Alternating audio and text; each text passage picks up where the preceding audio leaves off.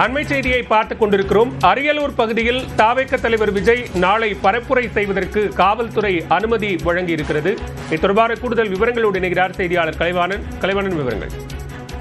கண்டிப்பாக போலவில் அரியலூர் மாவட்டத்தில் தமிழக வெற்றி கழகத்தின் தலைவர் விஜய் நாளை மாலை பிரச்சாரம் செய்ய உள்ளார். நிகழ்ச்சியில் கலந்து கொள்வதற்காக காலை திருச்சியில் மக்களை சந்திக்க நிகழ்ச்சி முடித்துவிட்டு மாலை 3 மணி அளவில் 3 to 4 மணி அளவில் அரியலூர் அண்ணா சிலையில் மக்களை சந்திக்கிறார். இதற்கான விஜய் வரும் பாதை குறித்து தற்போது தமிழக வெற்றி கழகத்தினர் காவல்துறையுடன் பேச்சுவார்த்தை நடைபெற்று அவங்க வரும் பாதை கேட்டறிந்தார்கள். அதன் பின் மாவட்ட காவல்துறை கண்காணிப்பாளர் அலுவலகத்திலிருந்து அவருக்கு போலீசார் தரப்பில் வழங்கப்பட்டுள்ள 25 நிபந்தனைகளுடன் தமிழக வெற்றி கழக தலைவர் பிரச்சாரம் மேற்கொள்வதற்கு அனுமதி வழங்கப்பட்டுள்ளது.